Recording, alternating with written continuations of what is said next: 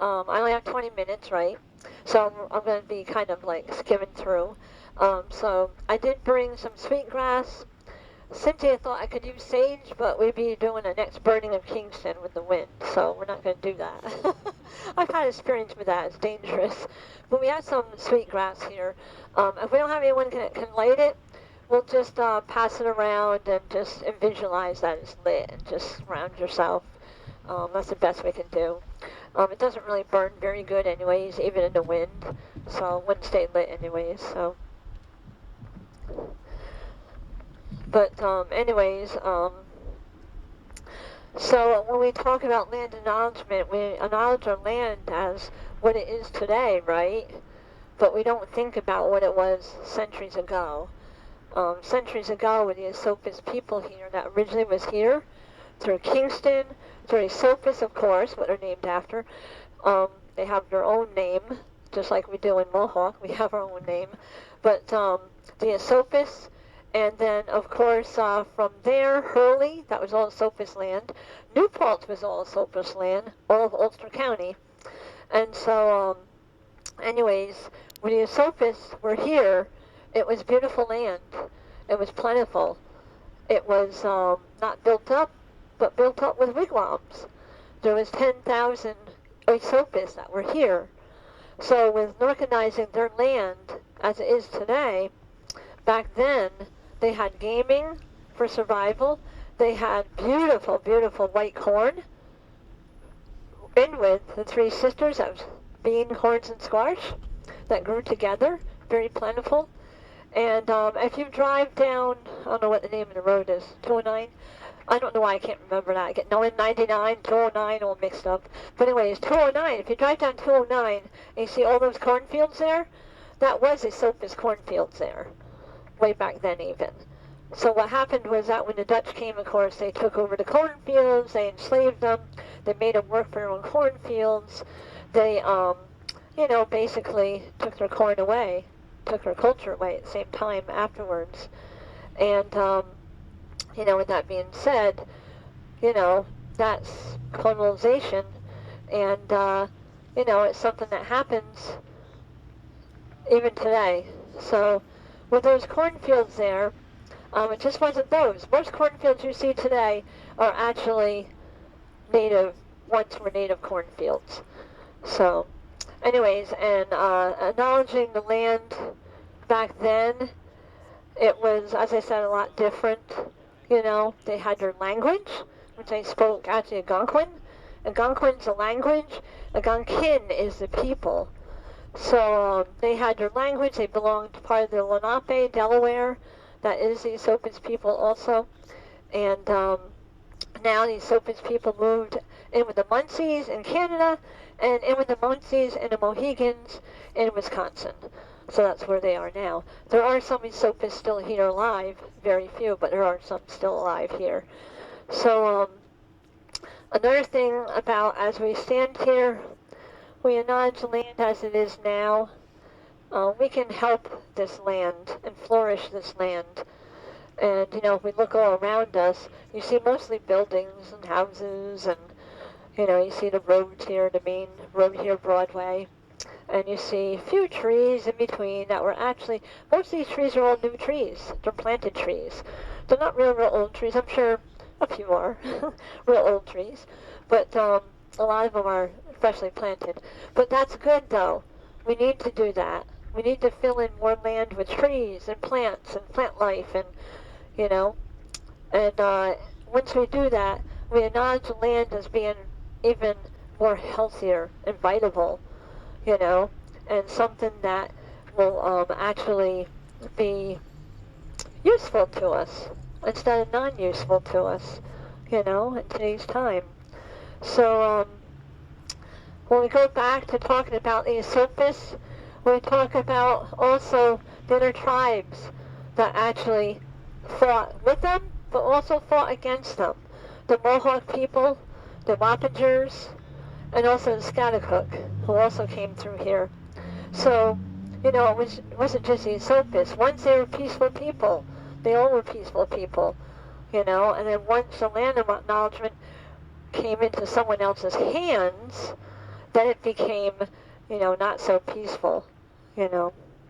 So, but our people were peaceful people from very beginning until we had, colonization hit us, So, oh yeah, so the trail. So okay, if you look at Broadway here, right? This Broadway, if you go down Broadway, you'll be into the water, right? Which eventually comes from the Hudson River, right?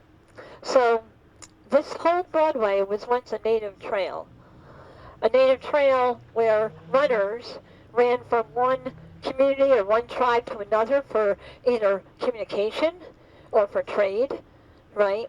And if you look at like Route 9, 9W, that's all along the Hudson.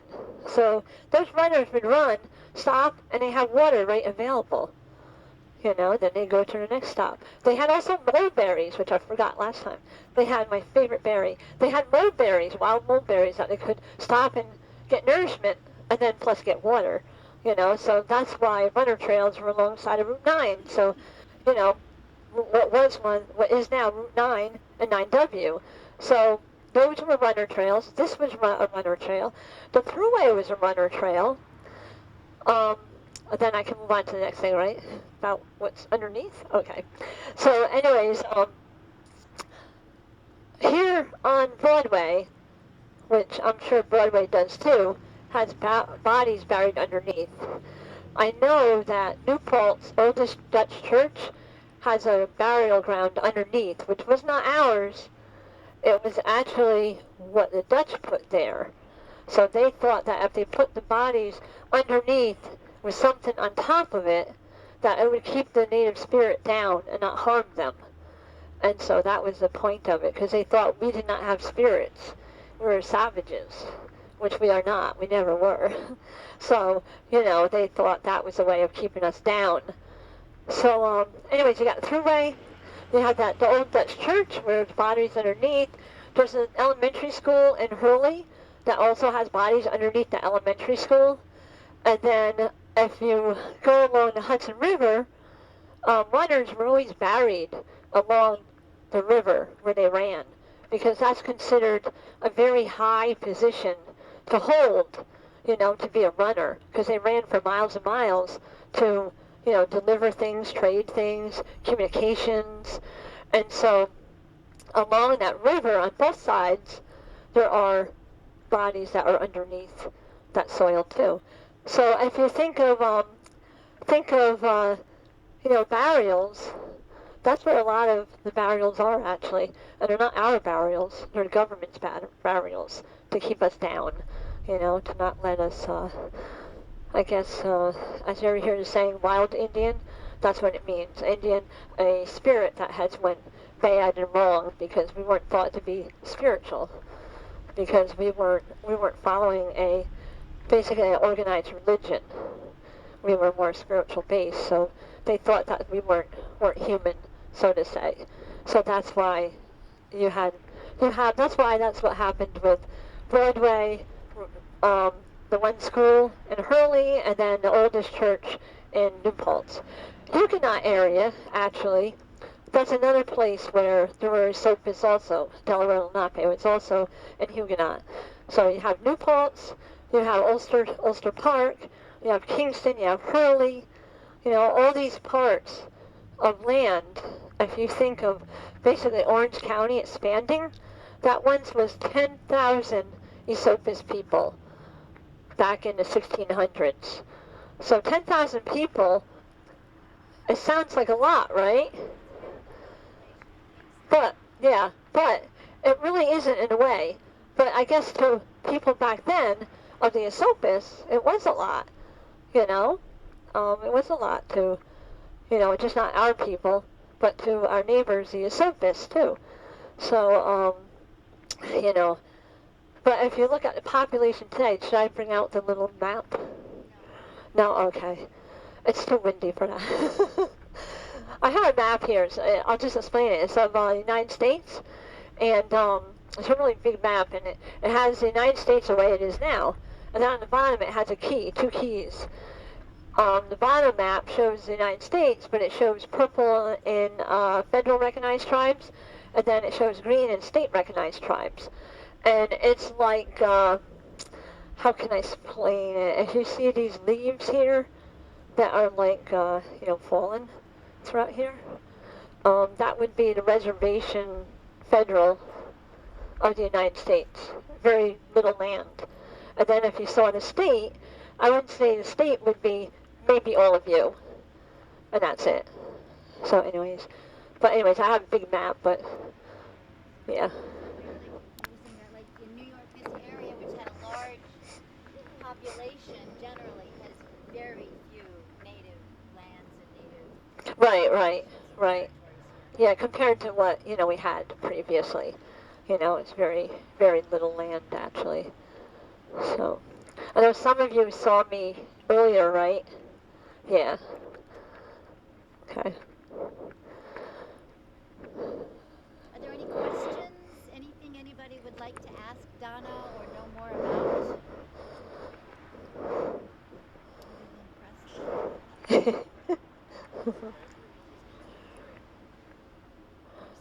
Was this route mostly trade? Is that your question? Yeah, originally it was mostly trade. It was also communications. And, that's really what this was. Main trade would be pottery. It would be maybe medicinals. It would be maybe baskets. It would be even maybe furs, Whatever is used for survival, for trade. And that's where the trade idea came from. When Europeans kind of came here, was, we'll trade with you for this, But it kind of went wrong, though. Kind of went a little different. But, yeah, so that's what the trails were used for, And so you got Broadway here, that was the main trail. The Thruway, Route 9, 9W, and anything that's by water, where wild mulberries grew, and, that's where runner trails were. And this one, of course, was because we have water down there, so, but... Yeah, I have a couple questions. First, I heard that the Oneida people were maybe going to, were in court to try and get a decent portion of the state recognized as Oneida lands again because they were the one tribe of the Haudenosaunee Confederacy that sided with the American, side. Yeah. Yeah, I was wondering if you had heard anything about that. Yeah, Rochester was a big area that they were after, actually. It was Rochester. And then, of course, down here, I'm not sure what county that is. Sullivan County? Yeah. So, yeah, I did hear about that. Is it going to happen? I don't know. It would be nice. But, yeah. Knight had mentioned that one quick thing about the Indian Removal Act was that everybody thinks the Trail of Tears was just a Cherokee. It was not. There was actually a lot of Haudenosaunee that went across also. And, but I think the idea prior to that was even with the Esopus going down in numbers, from the Dutch, from war. You figure 1655, 1658, and then a little bit after that there was a little peacetime, and then there they were again. The Dutch just were, they just wanted the land, they wanted to colonize. And they loved the corn. The reason why the corn didn't work out after enslaving Esopus to work in their own cornfields, which was white corn, was, for one, they didn't understand the white corn that you had to boil it. You can't eat it raw. It would make you sick. And so the Dutch were getting sick. So they thought they were being poisoned. So that started a whole new, episode. And then, of course, the Esopus, again, tried to, befriend them, be really nice to them, got to know them, and then came the burning of the houses. So it was and that was mainly also because of rape and murder, of the women and children. So I can put that in there now. They're all older. But anyways, that's what happened. So, um, yeah. Yeah, I had one more question. Uh-huh. Do you know if any effort has been made to turn over for native people to get the construction contracts for rebuilding this traffic circle since they're doing the land acknowledgement? Oh, that's a good one, I guess. Um, yes, but no, probably. I think the traffic circles were a lot of, I don't think it's really native oriented. Of course, it's a circle, which is very native oriented. I mean, we believe our bodies are round, our trees are round, the sun's round, the moon's round, the earth is round. You know what I mean? So yeah, I'm sure there was a little bit of something to do with that, but I'm not sure whether they employed a lot of native people actually to do the circles. That answers your question. Yeah. But now I'll tell you that Mohawk, a lot of Mohawks still work the steel in Manhattan, and they've worked other steel throughout the country too. So that's still today. Donald, let's see, Don McDonald and I have a brain fart, but anyways, they're steel workers, and they tell me a lot of work that they still have. So, yeah. So I had a question about if your peoples are willing to have something here on this space, I wonder what it would be, like some Oh, appreciation or what. I think we would plant everything knowledgeable that you would see: corn, beans, and squash, medicinals, useful things, edible things, beautiful things. There's some things that will last year round. That are beautiful. You know, maybe plant a white pine here even. It's a sign of peace. You know, that's what I could envision. Maybe put a few nicely made wood benches around for people just to sit and just enjoy the smells and the views and, put out some prayers and wishes and, healing for the world. Not just for our our country, but for the universe. We're all in it together. As we stand here, someone across the world that's standing, maybe doing the same thing, which we hope, But, yeah, it would be nice. And the more we show appreciation for the land and acknowledgement of what we can make of the land, instead of just popping up a commercial building or a house, the better that we will be in the future for even this little guy here, So that's what we have to focus on. Because after us older people are gone, he's it. He's it. That's it.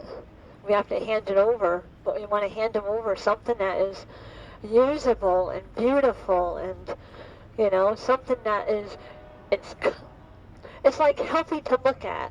It's calming to look at instead of looking at all the cars go by and all the buildings and, you know, that's how I see it. We always say for the next 7 generations is what we want to do for those generations. So. Good. Oh, yeah, one more question. Sorry. Do you know if that the white corn that you were talking about? Do you know if it's still growing? Okay, what was that again? Is the white corn still grown? Yeah. Oh yes, it is actually. We just grew white corn for a farm that I belong to, and it got to be 12 feet tall. And actually blocked the main road. But we got corn, and it's white corn. So yeah, it still grows here. White corn is from here. We never had yellow corn here in this country at all. Yellow corn came from Mexico. It never was here. We have white corn that's here.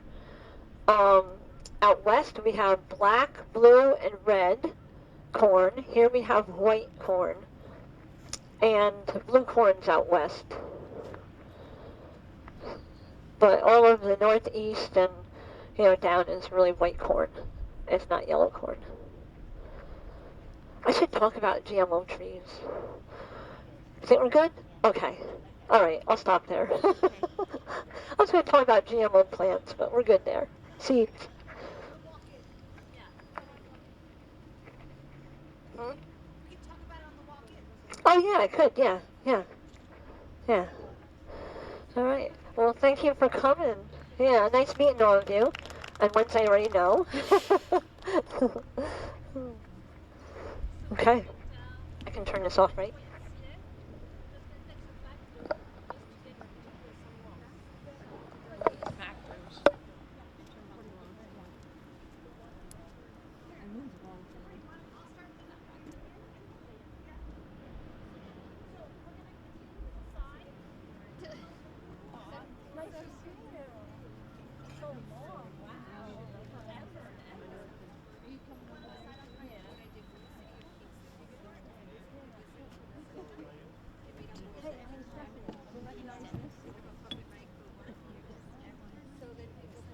So that they can basically just take it.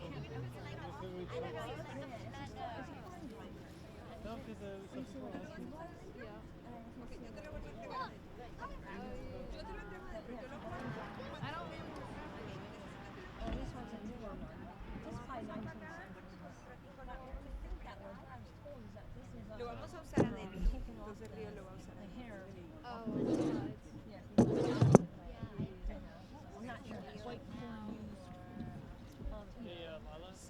Hey, Lala.